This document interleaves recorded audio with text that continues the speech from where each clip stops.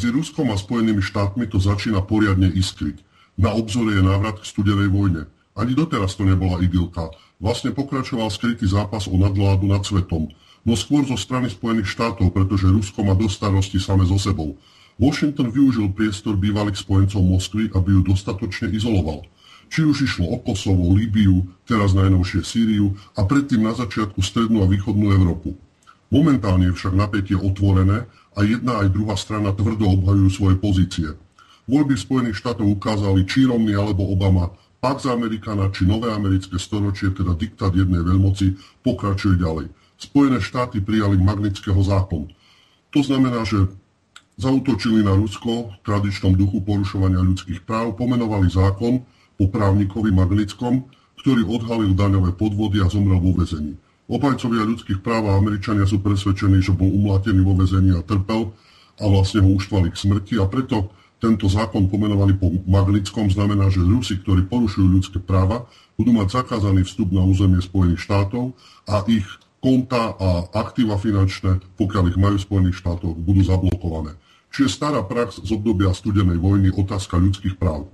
Paradoxom je, že práve Spojené štáty vyčítajú Rusku ľudské práva. Spojené štáty, ktoré vedú vojny, organizujú prevraty, dokonca sa obyvateľstvo strieľa medzi sebou najnovšie na škole vrátane detí ako obeti, tak táto krajina vyčíta inej krajine atmosféru ľudských práv. Keby to vyčítal Island, Dánsko či Nový Zéland, ale Spojené štáty, ruská odpoveď na seba nenechala dlho čakať a Rusko prijalo zákon Dimu Jakovleva. Je pomenovaný po chlapcovi, ktorý zomrel v aute, bol adoptované ruské dieťa americkými rodičmi a niekoľko hodín bol zatvorený v aute a zomrel. Teda ruská odpoveď na to, že nebudú Američania adoptovať ruské deti, ale zákon ide ďalej, zakazuje činnosť nevládnych organizácií, ktoré sú financované zo Spojených štátov, a Rusi, ktorí majú americké občianstvo alebo Američania, nemôžu stať na čele nevládnych organizácií. Na druhej strane, keď si predstavíme, že na území Spojených štátov by pôsobili tzv. Nevládne organizácie neziskové, ktoré by boli financované z Ruska, ako by sa asi na nich Spojené štáty pozerali a akú kampaň, či už mediálnu, politickú alebo kriminalizovanie ich činov, by spustili. V Rusku to považujú za prirodzený proces a tak Rusko reaguje týmto svojím zákonom. K tomu sa pridáva retorika Hillary Clintonovej, šéfky americkej diplomácie, donedávna.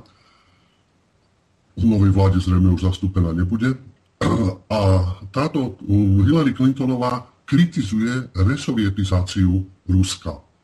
Samotný prezident Putin to označil za somariny. Čo je podľa Clintonovej resovietizácia?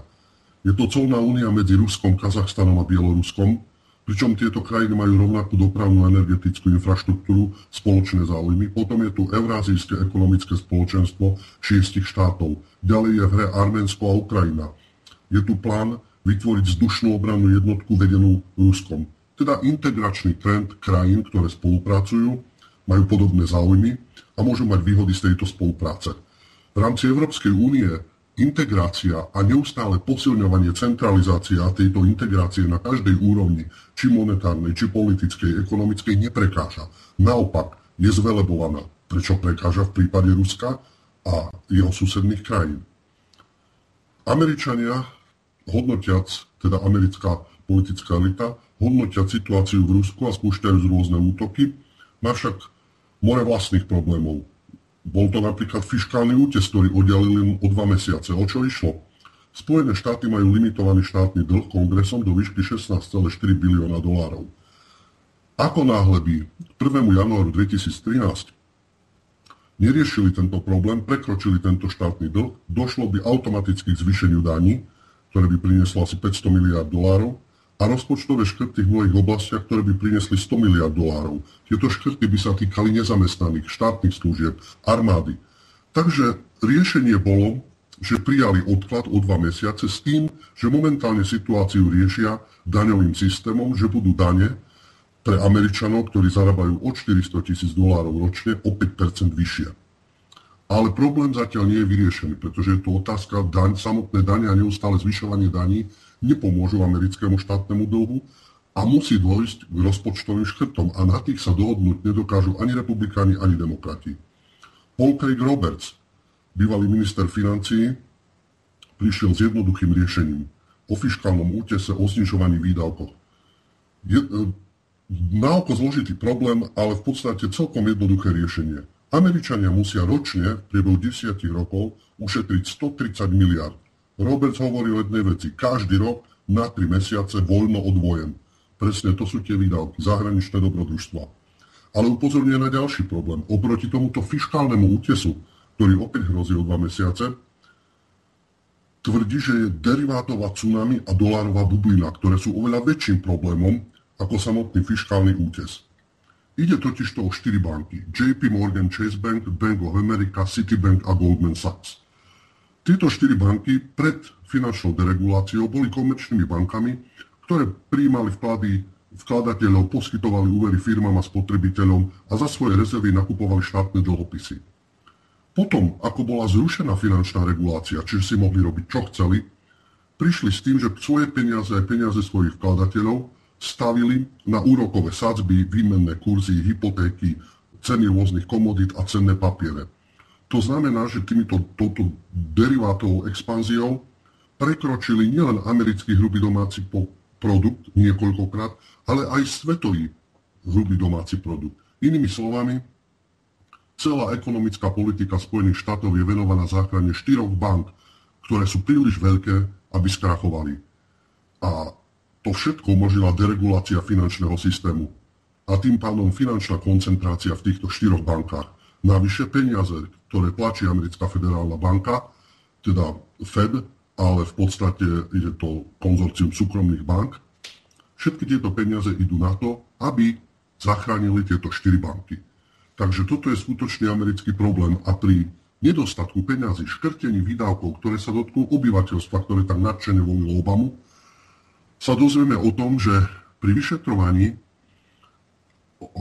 akcie na americký konzulát v Bengázi, kde došlo k usmrteniu veľvyslanca Chrisa Stevensa, neboli dodržiane bezpečnostné opatrenia. Takže výsledkom je, že na ochranu misií zahraničných amerických pôjdu ďalšie stovky vojakov, ďalšie peniaze na bezpečnostné opatrenia a nový úradník na ministerstve zahraničných vecí, ktorý bude mať na starosti tieto rizikové miesta. Čiže opäť sme pri Craigovi Robertsovi. Výdavky na vojny neustále na to, co sa prostriedky nájdú, pre 4 silné banky, ktoré sa musia zachraňovať a zahraničné dobrodružstva a potom sa spustí kampaň o fiškálnom útese a o škrtoch v štátnom rozpočte. Kde je problém? Okrem toho, vojny v zahraničí, ktorým sa venujú Spojené štáty, zároveň sprevádza vojna doma. Streľba v mestečku Newtown, kde psychopat postrelal 20 detí, potom nasledovali ďalšie prípady, streľba na parkovisku, streľba v nemocnici, vyhrážanie sa jedného človeka, ktorý chcel zastreliť manželku a ďalšie deti, pretože pracovala v škole a podobne. Čiže takéto prípady v Spojených štátoch pribúdajú. Samozrejme, naštartovala sa diskusia o kontrole zbraní. 315 miliónov Američanov disponuje 300 miliónmi zbraní, ktoré kolujú po krajine. A v akej atmosfére žijú Američania? Krajina, ktorá sa honosí demokraciou, ľudskými právami a dáva lekcie iným krajinám.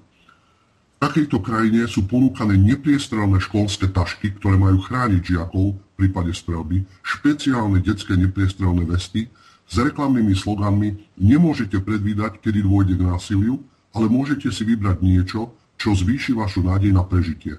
Čiže v krajine, ktorá je superveľmocou a ktorá má byť akýmsi morálnym, politickým a ekonomickým vzorom, sa dennodenne od detstva môžete spoľahnúť na to, že dojde k nejakému násiliu a je otázne, či prežijete. Denník Die Welt si kladie výbornú otázku, prečo napríklad vo Švajčiarsku a v Kanade, kde je tiež množstvo zbraní, každú chvíľu psychopati nespúšťajú streľbu a národ sa nelikviduje medzi sebou. Poukazuje napríklad na všeobecné zdravotné poistenie, ktoré v Spojených štátoch nie je, a s ním spätá sociálna kontrola. Čiže psychopati sú v uliciach a nie v nemocniciach. A navrhuje zlepšiť psychiatrickú pomoc skôr, ako riešiť problém len s obmedzením zbraní. Ďalší zaujímavý fakt je, že nesúvisí miera vlastníctva zbraní a počtom vražd. Napríklad v štáte Wyoming, kde je oveľa väčšie množstvo zbraní ako v hlavnom meste Washington DC, je oveľa menej násilia, oveľa menej vražd a prípadov použitia streľných zbraní. Skôr štatistika potvrdzuje, že je to naopak. Takže čím to asi je? Nie je to množstvom zbraní, ale ľuďmi, ktorí tam žijú, častokrát etnickým zložením a častokrát atmosférou, ktorá panuje medzi ľuďmi. Opäť Švajčiarsko. 6 miliónov obyvateľov, pričom tu koluje 2 milióny zbraní a nedochádza k takýmto činom. Výstižne to opísal filmár a nositeľ aj Oscara Michael Moore a hovorí o dvoch faktoroch. Na jednej strane zákony na lepšiu kontrolu zbraní a lepšia starostlivosť o duševné zdravie obyvateľov. Ale zároveň tvrdí Michael Moore, aj keby tieto dve veci boli splnené, aj tak Američania zostanú zvrátenými a chorými. A parafrázuje. Nie zbrane zabíjajú ľudí, ale ľudia. On hovorí o inej myšlienke. Nie zbrane zabíjajú ľudí, ale Američania. A poukazuje na to, že Američania vedú 5 vojen. Zabíjajú v zahraničí civilistov. K tomu treba prirátať, že v samotných Spojených štátoch ľudia, ktorí nemajú zdravotné poistenie, zomierajú, ďalšie milióny ľudí sú vysťahované a z tohto sa produkujú spoločenské problémy, sociálne napätie, alkoholizmus, drogy, násilie. Čiže práve preto v porovnaní s Kanadou, Švajčiarskom alebo inými krajinami Spojené štáty sú morálne, eticky, ekonomicky a politicky chorou spoločnosťou. Takže aj keď bude akákoľvek kontrola zbraní, tento problém, ktorý je v nich, tá morálna kríza, tá bude pretrvávať ďalej. A ako to vyzerá v zahraničí s americkým vplyvom? Rok po odchode z Iraku, pričom táto vojna, 9-ročná vojna, stala $1 bilión daňových poplatníkov a tisíce životov na jednej i druhej strane, ďalej panuje sektárske násilie. Čiže aké americké dedičstvo zostáva v Iraku, okrem sektárskeho násilia? V Afganistane je naďalej 60 000 amerických vojakov a panuje teror. Ale propaganda pracuje na plné obrátky. Časopis Time zvolil za osobnosť roka Obamu. Časopis Forbes za najmocnejšieho človeka na svete považuje Obamu. A opäť sme pri Craigovi Robertsovi, znalcovi americkej politiky a financií. Najmocnejší? Ako môže byť najmocnejší, keď veľmoc si nedokáže samostatne určiť svoju zahraničnú politiku na Blízkom východe? Je to superveľmoc? Podľa Craiga Robertsa je to bábkový štát. A čo sa týka osobnosti, to už nie je Robertsov názor, ale je tu zaujímavá osoba Ramsey Clark, bývalý minister spravodlivosti. Ten dostal ocenenie v Srbsku, samozrejme, že nie vo Forbes a Times. A prečo dostal to ocenenie? Nie len, že právne pomáhal Miloševičovi, okrem toho obhajoval Husajna, Busha staršieho obvinil ako vojnového zločinca a žiadal odvolanie Busha mladšieho juniora a vyzýval na rozpustenie NATO. Zároveň je aj kritikom americkej zahraničnej politiky. Takže je na zváženie osobnosť či neosobnosť. Americká zahraničná politika úzko súvisí s aktivitami na Blízkom východe, v Strednej Ázii a stále aktuálnym problémom je Sýria.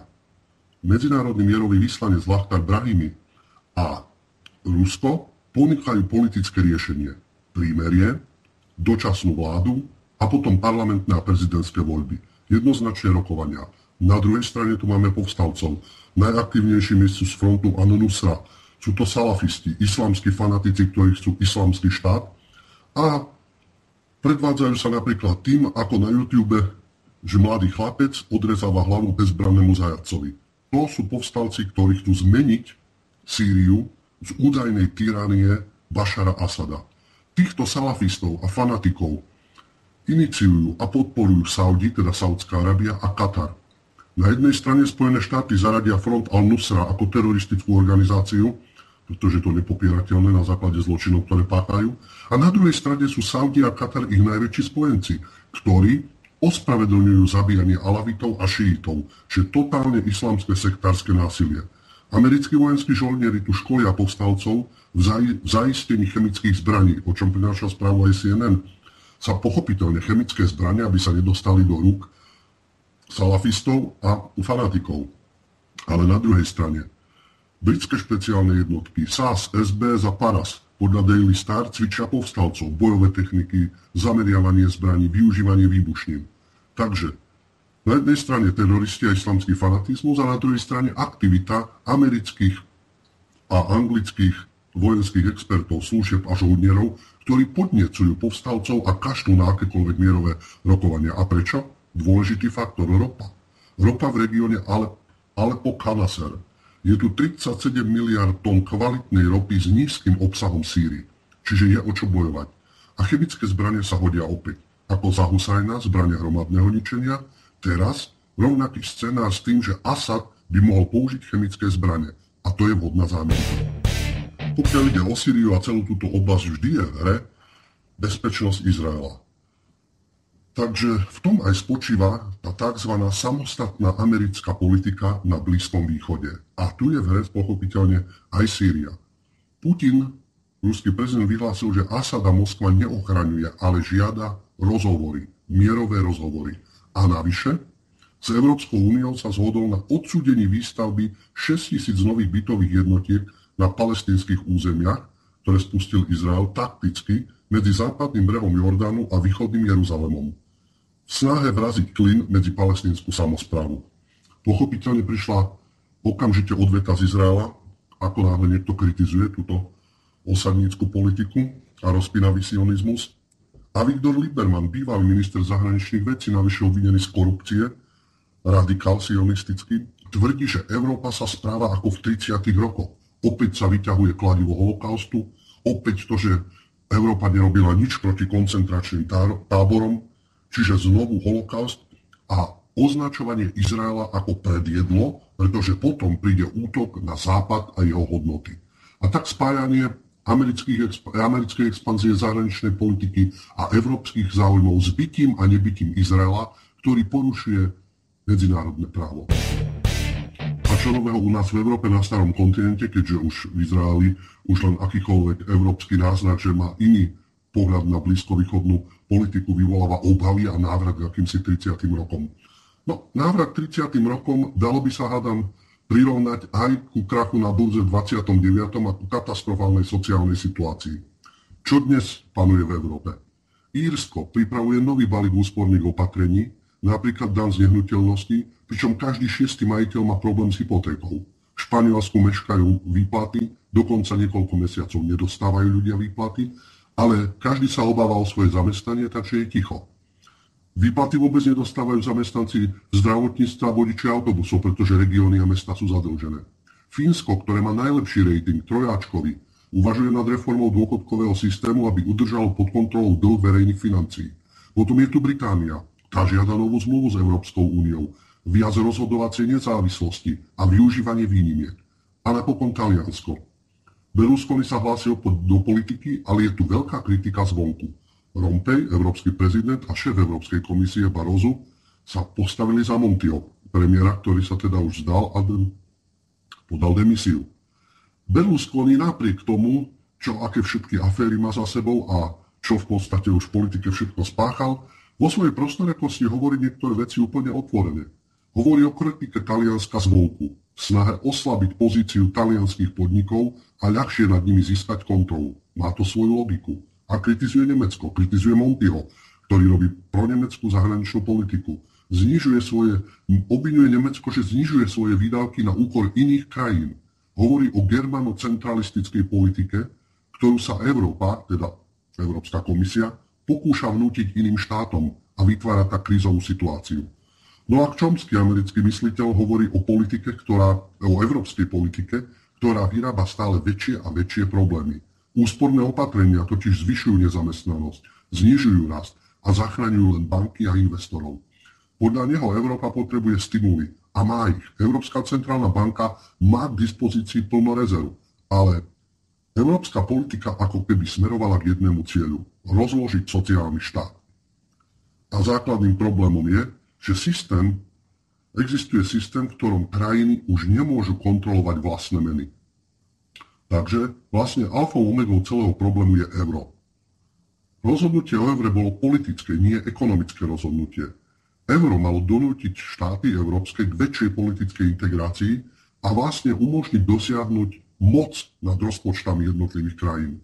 Európska únia sa o to usiluje veľmi aktívne, napríklad len v roku 2012 na propagandu v rámci Európskej únie bolo vynaložených 258 miliónov eur. Je tu falošná ilúzia, že spoločná mena rozvíja medzinárodný obchod. A čo nafta, teda severoamerická zóna voľného obchodu, kanadský dolár, americký dolár a mexické pesos. A pričom medzinárodný obchod funguje. Euro je akousi ilúziou rovnováhy ekonomík a vlastne obmedzuje možnosť členských krajín robiť opatrenia. Problémy s konkurencieschopnosťou sa totižto riešia devalváciou vlastnej meny.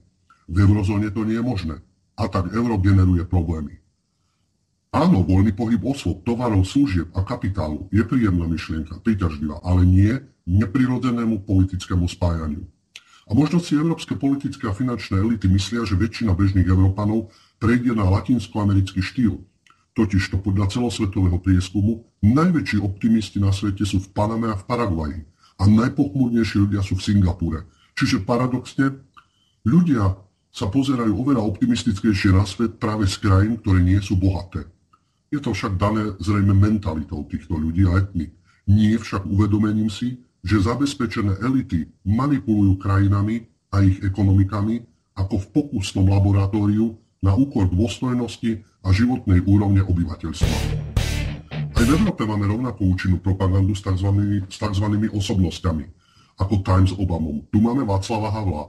Rok po jeho smrti opäť nastala vlna neskonalého obdivu. V Prahe vyšli ľudia do ulic v krátkych nohaviciach a demagogovia to obhajovali ako symboliku návratu do detstva. Ako keby nebolo jasné, že táto symbolika nemá s detstvom nič spoločné, ale so slobodomurárstvom, so zasvetením do jednotlivých lôží a demonštratívneho ukazovania, ku komu vlastne patrím a koho sa imi zastávam. V Bruseli nad sídlom Európskeho parlamentu je srdce, typický symbol Havla, ktorým sa aj podpisoval, ktoré tam bude až do konca januára. A jedna z budov Európskeho parlamentu bude pomenovaná po Havlovi. Neustále je prezentovaný ako bojovník za slobodu a demokraciu. A práva tvár? Pamätný prejav, prvý jeho prejav z roku 1989. Nezamestnanosť, strata sociálnych istôt, existencia priepastných spoločenských rozdielov, inflácia, to všetko poprel. Tvrdil, že je to len falošné strašenie a dokonca, že žiadne vojenské pakty nám nehrozia. Môžeme mu v najvite odpustiť, nebol ekonom, netušil, čo slobodný trh prináša. Alebo teda sa tváril, že netuší. Ale ako vychytený humanista určite vedel, čo je to bombardovanie, napríklad Jugoslávie, alebo utrpenie etník, napríklad Palestínčanov na okupovaných územiach. To ho netrápilo, pretože každú americkú agresiu a každý krok americkej zahraničnej politiky chápal ako akt demokracie a humanizmu. To, čo hovorí nahlas Julian Assange z ekvadorskej ambasády v Londýne, keďže sa odtiaľ nemôže pohnúť, môžeme mať výhrady rôzne k Assangeovi a rôzne informácie, ktoré nemu vyšli, že je to agent Mossadu, nastrčená figurka, ktorá nič podstatné neodhalila a podobne. Samozrejme, to je vec názoru, ale napriek tomu hovorí nahlas to, čo Havel nikdy nepochopil alebo nahlas nepriznal. Teda Assange. Skutočná demokracia nie je Bielý dom. Skutočná demokracia nie sú kamery. Skutočná demokracia je odpor ľudí vyzbrojených pravdou proti klamstvám Staríru až po Londýn. Wikileaks zverejní v roku 2013 milión dokumentov, ktoré by sa mali dotknúť pomaly každej vlády. Julian Assange napísal novú knihu Cyberpunks, kde hovorí o kontrole informácií veľmocami a o ich poskytovaní štátnym službám i súkromným firmám. Národná bezpečnostná agentúra, čo je najväčšia americká tajná služba, monitoruje denne 1,6 miliardy položiek. To otvorene tvrdia aj predstavitelia pred kongresom. Čiže ide o kontrolu globálnej komunikácie na internete, maily, chat, ale aj SMS-ky a telefonické hovory. Mocenská elita teda využíva informačné technológie, vrátanie sociálnych sietí, Twitter, Facebook či LinkedIn. A keď zaznieva výčitka z alternatívnych zdrojov, že máme najlenivejšiu generáciu, pretože nedošlo k zvrhnutiu bankármi ovládaných vlád, ale vznikajú len nové koalície, ktoré im rovnako slúžia a ľudia ich volia, nie je to úplne výstižné. Denník Guardian prišiel so zaujímavými zverejnenými dokumentami. V prípade potlačenia hnutia Occupy, teda okupujme tieto objekty elit, ktoré nám vládnu. Polícia a banky a FBI vytvorili si vlastný plán, vlastnú spoluprácu, v rámci ktorej napríklad univerzitná polícia dodávala FBI informácie o študentoch, ktorí sa podielali na organizovaní Okupujte. Navyše v tom dokumente, ktoré vypracovala CIA, boli aj plány s ostreľovačmi dokonca na odstránenie ľudí, ktorí viedli tieto protesty a Hoci samotná FBI označuje hnutie Okupuj ako pokojný protest, je definovaná ako teroristická hrozba. A vzniká tu zaujímavé partnerstvo banky, New Yorkská burza, FBI a Ministerstvo pre vnútornú bezpečnosť. Takže tvárou tvár takémuto systému, takémuto nepriateľovi je skutočne náročné v priebehu krátkej chvíle zmeniť systém alebo situáciu. A pre skeptikov, ktorí poukazujú na nemožnosť odporu či len malé šance na porazenie systému, opäť myšlienka Assangea, hoci nejde, znovu opakujem, o jeho osobu ako opodstatnenosť jeho myšlienky. Nie je jasné, či vyhrajeme, ale nič iné nám nezostáva ako bojovať. Keby sme žili ináč, potom je to strata času.